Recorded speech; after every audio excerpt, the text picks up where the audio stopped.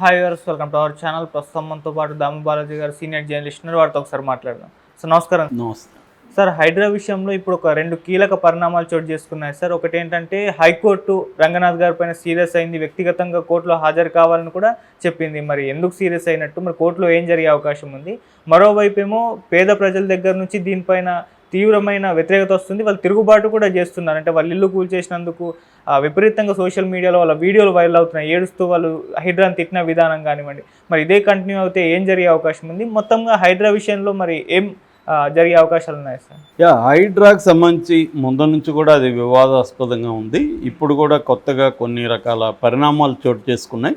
అందులో మనం కొన్ని చర్చిద్దాం. ఒకటేమో హైకోర్టు హైడ్రా ఆయన కమిషనర్ రంగనాథ్కి చాలా సీరియస్గా ఆగ్రహం ప్రదర్శించింది రంగనాథ్ మీద. రంగనాథ్కి నోటీసులు కూడా ఇచ్చి వ్యక్తిగతంగా హాజరయ్యి కోర్టులో సమాధానం చెప్పండి. కోర్టులో వ్యక్తిగతంగా కానీ లేదా విర్చువల్గా కానీ ఏదేమైనా ఆయన పర్సన్గా కోర్టుకి సమాధానం చెప్పాలని. ఎందుకు హైకోర్టు ఎంత సీరియస్గా అయింది? గతంలో కూడా హైడ్రా మీద హైకోర్టులో పిటిషన్లు ఇస్తారు. అప్పుడు కూడా హైకోర్టులో అసలు దీనికి చట్టబద్ధత ఉందా, దీనికి జీవో ప్రకారం ఏర్పడడం కరెక్టా, ఆల్రెడీ జిహెచ్ఎంసీ ఉంటే మళ్ళీ హైడ్రా ఏంటి అని. సో హైడ్రా ఏ రకంగా చేసింది, ఇప్పటి వరకు ఏమేమి చేసింది మొత్తం లిస్టు డీటెయిల్స్ పెట్టమని కూడా హైకోర్టు 4 వారాలు గడువు ఇచ్చింది.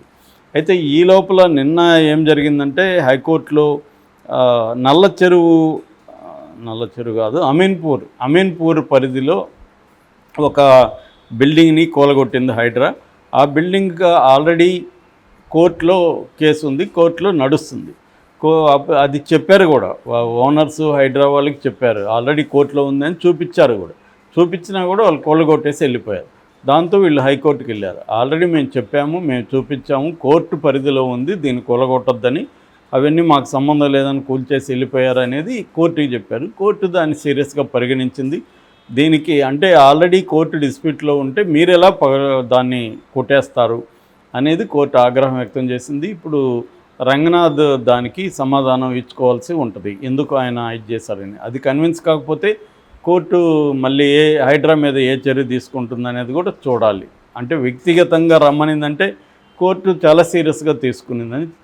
ఎందుకంటే కోర్టుని ధిక్కరించినట్టే కదా, కోర్టు పరిధిలో ఉన్న ఒక భవనాన్ని కూల్చడం అనేది కోర్టుని ధిక్కరించడం అవుతుందన్నమాట. సో అందువల్ల అది సీరియస్గా అయింది. కాబట్టి ఎందుకంటే హైడ్రా చేసేవన్నీ కూడా లీగల్గా కరెక్ట్గా ఉన్నాయా లేదనేది ఇంపార్టెంట్. వాళ్ళు ఏమంటే చెరువుల్ని ఎఫ్టీఎల్ అంటే ఫుల్ ట్యాంక్ లెవెల్ లేదా బఫర్ జోన్లో ఉన్న వాటిని కూల్చడానికి ముందు నోటీసులు కూడా ఇవ్వనక్కర్లేదు. అవన్నీ రంగనాథ్ కూడా ఇంటర్వ్యూలలో చెప్పాడు. ఎందుకంటే సుప్రీంకోర్టు తీర్పులు ఉన్నాయి, అవన్నీ చెప్పాడు.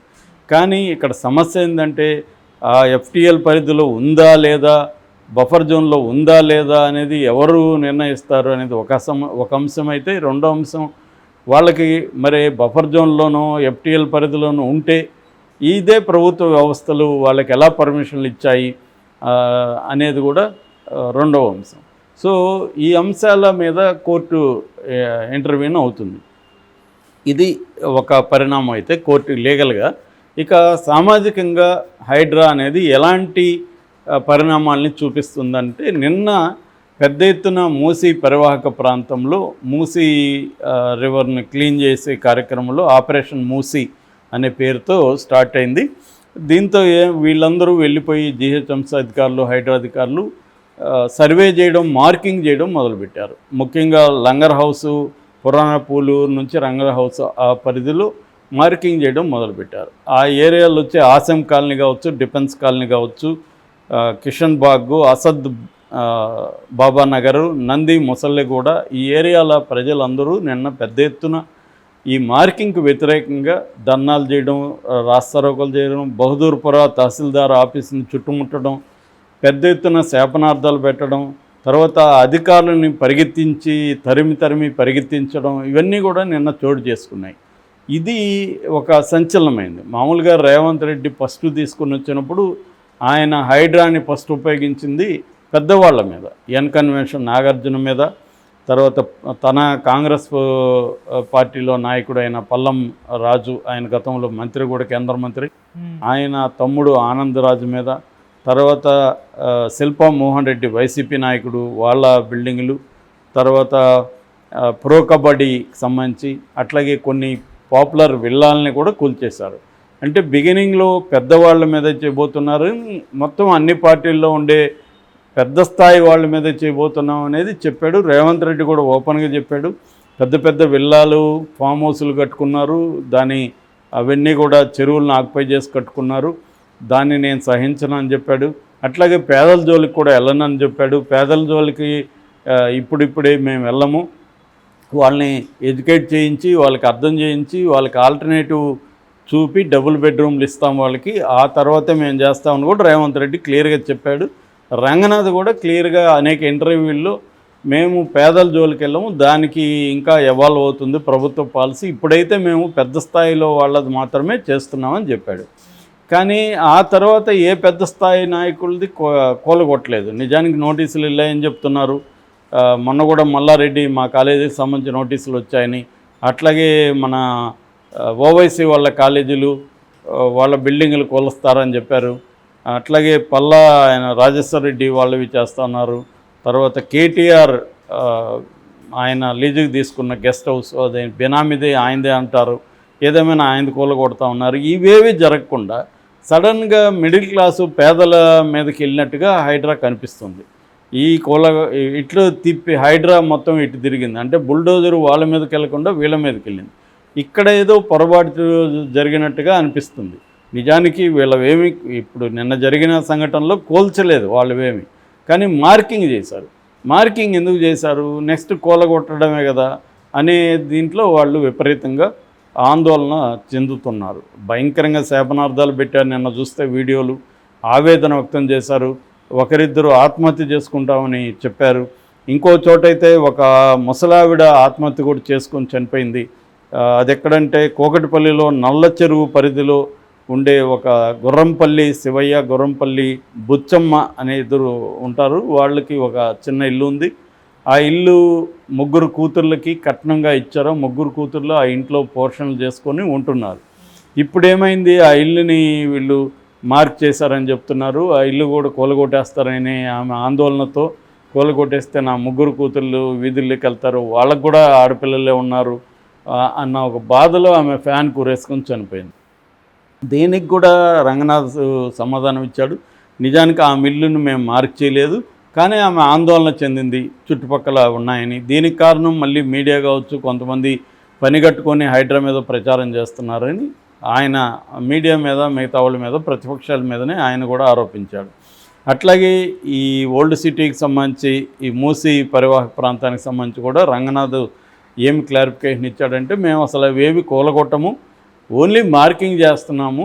ఎందుకంటే అక్కడ ఉన్న వాళ్ళందరికీ మేము ముందుగా వాళ్ళకి డబుల్ బెడ్రూములు చూపించి అక్కడికి వెళ్ళి షిఫ్ట్ అయినాకనే ఇవి చేస్తాము, వాళ్ళు కన్విన్స్ చేసి చేస్తాం తప్ప మేము బలవంతం కూలగొట్టమని అన్నాడు. కానీ మార్కింగ్ చేయడం పట్ల కూడా వాళ్ళు తీవ్ర ఆందోళన వ్యక్తం చేస్తున్నారు. ఎందుకంటే ఆల్రెడీ అమీన్ చెరువు కావచ్చు, మాదాపూర్ ఏరియాలో కావచ్చు, కొన్ని షెడ్లు 30 ఏళ్ళుగా ఉన్నవి కూడా వీళ్ళు ఆల్రెడీ కూలగొట్టారనే విమర్శలు ఉన్నాయి. కాబట్టి భయాందోళనలు అయితే ఉంటాయి. ఇప్పుడు వచ్చి సడన్గా మన ఇల్లు సర్వే చేసి మార్క్ చేసేసి పోతే మనకి ఎప్పుడు వచ్చి కూలగొట్టేస్తాడో అన్న భయాందోళన ఉంటాయి కదా. సో అందువల్ల గవర్నమెంట్ ఆలోచించుకోవాలి. ఖచ్చితంగా ముందుగా నువ్వు పెద్దవాళ్ళది కంప్లీట్ చేసుకొని మళ్ళీ రావాలి తప్ప పెద్దవాళ్ళతో వదిలేసి పేదవాళ్ళ మీదకి వస్తే ఖచ్చితంగా రేవంత్ రెడ్డికి ఇది వ్యతిరేకత అయిపోతుంది. పెద్దవాళ్ళు ఇప్పుడు ఫర్ ఎగ్జాంపుల్ కన్వెన్షన్ చేసినప్పుడు ఆయనకు వ్యతిరేకత రాలేదు ఏ వైపు నుంచి కూడా, పైగా సపోర్ట్ వచ్చింది, అందరూ కూడా ఓపెన్గా సపోర్ట్ చేశారు. మరి ఏ కారణాలు తెలియదు కానీ పెద్దవాళ్ళ వైపు పోవడం అనేది ఆగిపోయింది. ఏ పార్టీలో ఉన్న పెద్దవాళ్ళ దగ్గరికి వెళ్ళలేదు అతను. మరి వీళ్ళు కోర్టులకు వెళ్ళి ఏమన్నా చేస్తారని భయపడ్డారా, లేకపోతే ఏదైనా ప్రెజర్ ఉందా తెలియదు. పేదవాళ్ళు వీళ్ళు మిడిల్ క్లాస్ అని కూడా అనలేము, లోవర్ మిడిల్ క్లాసు పేదవాళ్ళు, వాళ్ళు పైసా కూడగట్టుకొని ఏదో ఒక చిన్న ఇల్లు సంపాదించుకున్న బ్యాచ్ 20 ఏళ్ళుగా 30 ఏళ్ళుగా ఉంటున్నారు. వాళ్ళు నిన్న అదే అడుగుతున్నారు, మేము ఇన్నేళ్ళుగా ఉంటున్నాం, మరి మా ఓటు మీరు ఎందుకు వేయించుకున్నారు మా దగ్గర, మా ఇల్లే రాంగ్ అయితే మా ఓటు కార్డు కూడా రాంగ్ అవ్వాలి కదా. సో పర్మిషన్ అంతా ఎందుకు ఇచ్చారు, మీ వాళ్ళే కదా, గవర్నమెంటే కదా ఇచ్చింది, మేము ఇకపోతే మేము వేరే దగ్గర చేసుకునేవాళ్ళం, పర్మిషన్లు ఇచ్చింది కాబట్టే కదా మేము కట్టుకుని, ఇప్పుడు వచ్చి రాత్రి కొట్టేసి డబుల్ బెడ్రూమ్ ఇస్తాను వెళ్ళండి అంటే మాకు డబుల్ బెడ్రూమ్ వద్దు ఏమొద్దు అని వాళ్ళు అంటున్నారు. ఇదైతే సెన్సిటివ్ ఇష్యూ, ఎందుకంటే లైవ్లీహుడ్లు ఆ ఏరియాల్లో వాళ్ళు సెటిల్ అయి ఉంటారు, అక్కడెక్కడ పక్క ఇళ్ళల్లోనో పనులు ఏవో చేసుకుంటుంటారు, క్లయింటల్ ఏర్పడి ఉంటుంది. ఇప్పుడు ఫర్ ఎగ్జాంపుల్ ప్లంబర్ ఉంటాడు, అక్కడ ప్లంబర్కి దానికి దగ్గరలో ఒక క్లయింటల్ అనేది ఉంటుంది, తన లైవ్లీహుడ్. భార్య అక్కడ చుట్టుపక్కల ఇళ్ళల్లో ఎక్కడో పనిచేస్తుంది. సడన్గా వీళ్ళని డిస్ప్లేస్ చేయడం వల్ల నువ్వు డబుల్ బెడ్రూమ్ ఇస్తావు సరే, అక్కడ లైవ్లీహుడ్కి ఏమి ఉండదు వీళ్ళకి. సో ఇటువంటి ఇష్యూస్ అన్నిటినీ జాగ్రత్తగా డీల్ చేయాల్సిన పరిస్థితి ఉంది. మరి రేవంత్ రెడ్డి దూకుడు పేరుతో వెళ్తే మాత్రం ఆయనకి రివర్స్లో దూకుడు ప్రజలు చూపిస్తారు. కొద్దిగా ఆలోచించుకోవాల్సిన అవసరం హైడ్రాకి సంబంధించి రేవంత్ రెడ్డికి కావచ్చు, కమిషనర్ రంగనాథ్కి కావచ్చు ఉంది. అట్లాగే వీళ్ళు ఎడ్యుకేట్ కూడా చేయాలి. అంటే మేము మా ప్రయారిటీ, నేను ముందు నుంచి చెప్తున్నా, వీళ్ళ ప్రయారిటీ లిస్ట్ అనేది ఇప్పటివరకు లేదు. అంటే ఏ ప్రయారిటీ, ఏ బేస్ మీద మీరు ఏ ఇల్లు కూలగొడుతున్నారు అన్న ఒక ప్రయారిటీ ప్రకటించాలి. అప్పుడు వీళ్ళు ఒకవేళ ఇది చేసుకున్నా కూడా, సర్వే చేసుకున్నా కూడా ఇబ్బంది ఉండదు. సడన్గా వెళ్ళి మన ఇంటి ముందు వచ్చి ఒకటి గీత గీసి మార్క్ చేసేసి సర్వే చేస్తే అందరికి భయం వేస్తుంది ఖచ్చితంగా. సో ఈ మెథడ్స్ మార్చుకోవాల్సిన అవసరం అయితే రంగనాథ్కి కానీ హైడ్రాకి కానీ ఉంది. వాళ్ళు మార్చుకుంటారని మనం ఆశిద్దాం. Okay sir, thank you so much sir.